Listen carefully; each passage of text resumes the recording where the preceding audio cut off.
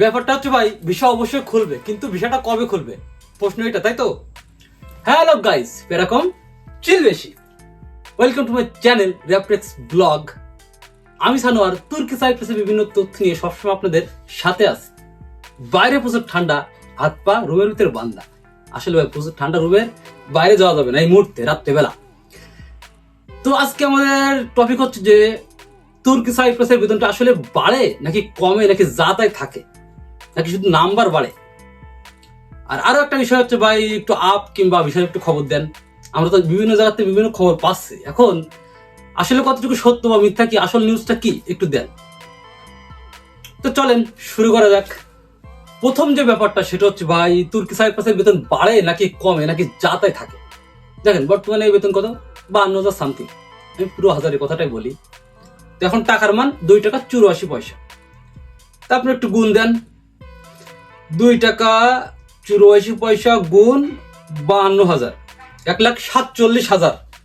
বহুত টাকা, প্রায় 1.5 লাখ টাকা বেতন তুর্কি সাইপ্রাসে এই মুহূর্তে, তাই তো নাকি? বিষয়টা এরকম না ভাই।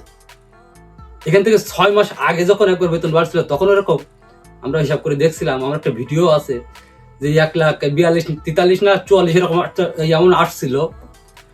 তো এইটা, এই যে টাকার মানটা ভাই, তুর্কিশ লিরার মান কিন্তু দিন বাই দিন কমে, ঠিক আছে?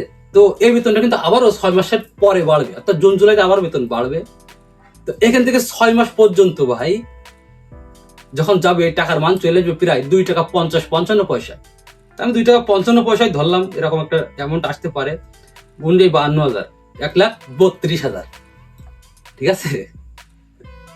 তো এখান থেকে 6 মাস পরে ভাই, 6 মাসও যাবে না ভাই, এই জানুয়ারি মাসটা যাক, ফেব্রুয়ারি থেকে মনে করেন এত পরিমাণ কমা শুরু হবে, কেননা ডলার এবং ইউরোর রেট বাড়তেছে দিন দিন।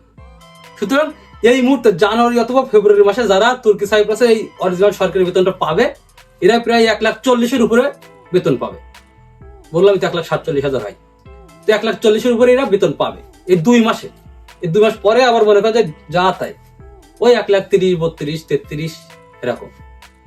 তো বিষয়টা হচ্ছে, তুর্কি সাইপ্রাসের বেতন প্রত্যেক বছর 2,1,000-5,000 করে বাড়তে থাকে সবসময়, কিন্তু বেতন বাড়ার সাথে সাথে যারা এই বেতনটা পায় একমাত্র তারাই প্রথম 2-1 মাস বেশি টাকা বাড়িতে পাঠাইতে পারে, বা তাদের বেতনটা একটু বেশি হয়।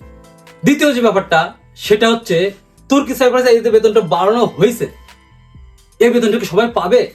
না ভাই, পাবে না। তুর্কি সাইপ্রাসে এই যে বেতনটা বাড়িছে, এখানে এই বেতনটা সব বাঙালিরা পাবে না। আমি বাঙালির কথা বলবো, অন্য কারোর কথা বাদ দিলাম, সবকিছু বাদ।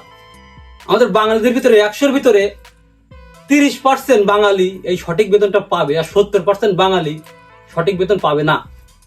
কেননা তুর্কি সাইপ্রাসে এরকম ছোটখাটো অনেক চুতিয়া মার্কা কোম্পানি আছে যারা কখনোই এই বেতনটা দিবে না, ঠিক আছে?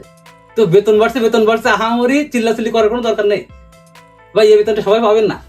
যে যেমনই পান, যার বস যেরকম, যার কোম্পানি যেমন, এইভাবেই আপনি বেতনটা হয়তো বা 2-4 হাজার আপনার বাড়াবে।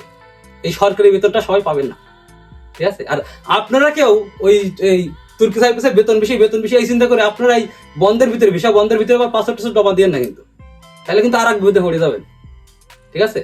আপনারা আবার পাসপোর্ট জমা দিয়ে না। 3 নম্বর যে মেন কোশ্চেন, যেটা আমাদের প্রশ্ন, যেটা ভাই আপ দিবে কবে, ভিসা খুলবে কবে? কেউ বলছে ভাই এই মাসের 14 তারিখে, জানুয়ারির 14 তারিখে আপ দিবে।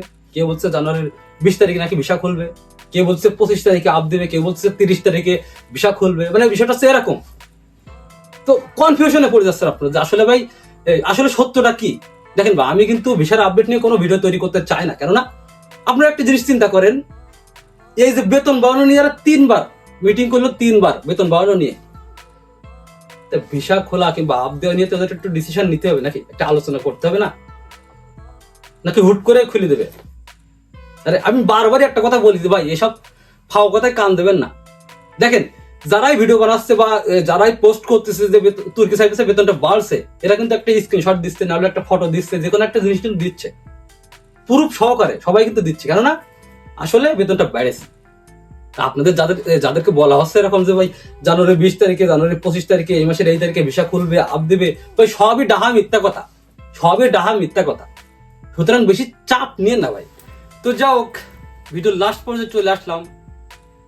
আমার কাছে একটাই পরামর্শ ভাই, একটাই কথা ভাই, এই মুহূর্তে তুর্কি সাইপ্রাসে বেতন অনেক, এই চিন্তা করে কেউ পাসপোর্ট টাকা জমা দিয়েন না। দ্বিতীয়ত, বিষয় এবং আপের ব্যাপারে যে কথাগুলো বলা হচ্ছে সবই মিথ্যা কথা। আর বারবার এই আপডেট চাই মনে করেন যে নিজেদের সময় নষ্ট করেন না। তো বিষয়টা খুললে অবশ্যই জানতে পারবেন। যাদের পারমিট পেপার হবে তারা ইনশাল্লাহ আসতে পারবেন। সবকিছু মিলাই আল্লাহ হাফেজ, বাই বাই, ধন্যবাদ।